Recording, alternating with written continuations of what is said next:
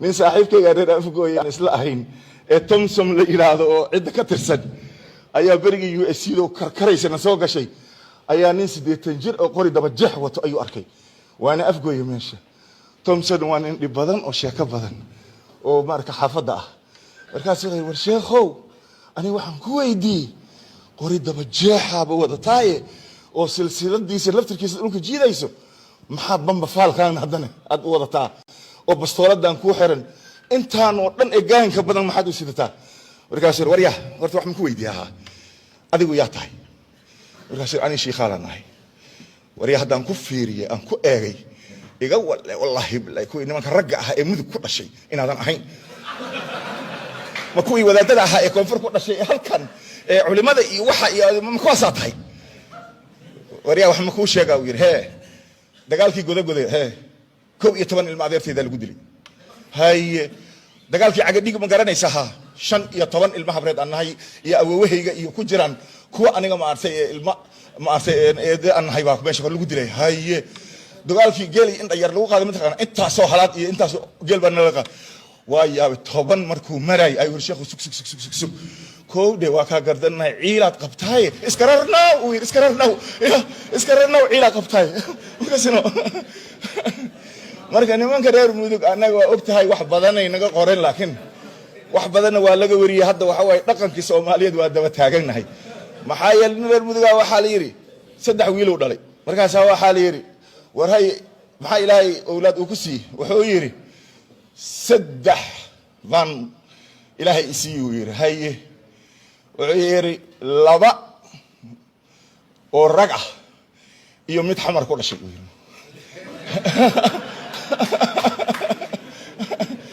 كونفور بدل ما كسوجري لا هي أمريكيس يا أمريكا أنا إسكو ورسنا هاي نمكا ولا لهنا إيرانون مدوك أشلي يانك شيكين أي أميل مناسبة ده نعيب أن وقع معه لكن إن دقن كود أم برون بركة حتى دبي عدا ديل إسكو يماذو ninkan waa dabeecadiisa in la yiraahdo la rabo mugtahay ali rinada muduga waxa la yiri walaalkiisa warni wada ilaahay ka cabsatid oo xogaa yar faqri iyo balaayo ka cabaado walaalka kale waa ladan yahay wuxuu waa intaas ilaahay culayska ka qaaday cibaadada iyo salaada u bado duko markaas wuxuu yiri haddaan dukado aniga naftirkayga waa ku saaciiday wari dhaqaale intii la doonaan ku siinaya masaas baaha laakiin waa inaad 45 jamaacada la tukadaa ninkan hay way haday saatahay wadan xool sida ku helayo iyo 5 jamaacada ayaa la tukaday ninkan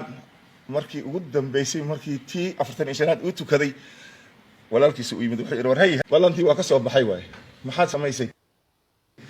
45 kiiba waan wada tukaday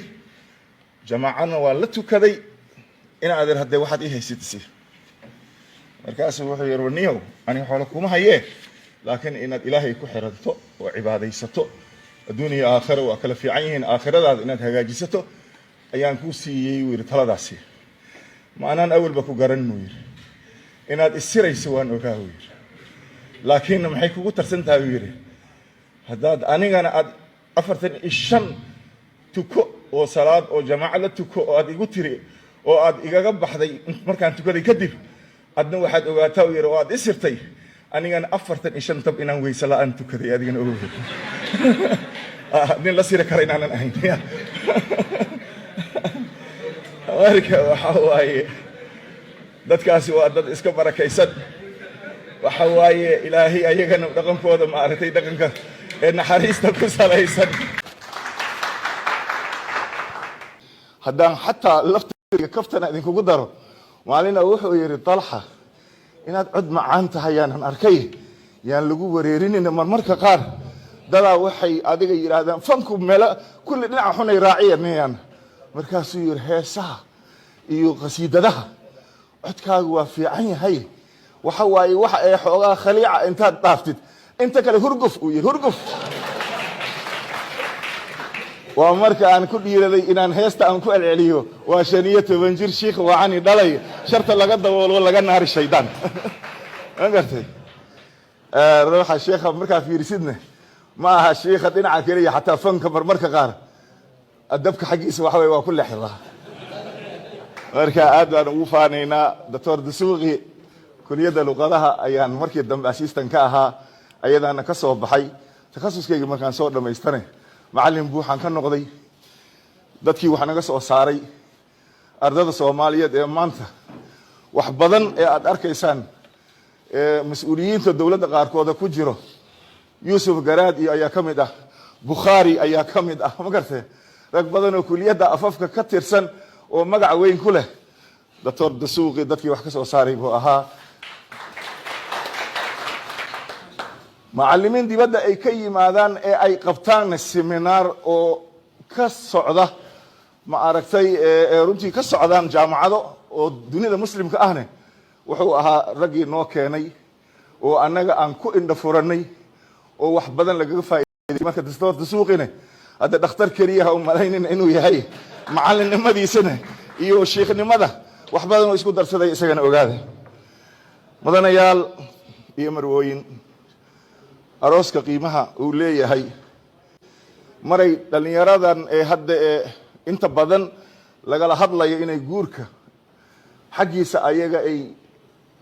dhiirigelin fiican ay ku yeeshaan oo basida xadiidkii uu leeyahay ya mahshar ash-shabaab man istata'a minkum al-ba'a falyatazawwaj ninkiiba awoodo maharka iska bixiyo oo sheekhan hadda u kala dhigay mar allaala markii dhaqanka Soomaaliyeed la sameeynayo niman reer guura oo aniga laftirkayga aan aad baryahan dambe dhaqankooda aan u dabagalay ayaa waxay la soo boodayaan waa inaa intaas oo faras u lahaa arti gabadh laga bixiyaa waa intaas oo geel laga bixiyaa waa in intaas oo ka laga yeelaa sheekh hadda geel dhan ma soo qaadin ila aakhirtaankii ay noo keenaan haddaanan gabadha dabajeex laga bixinaynin la guursan maayo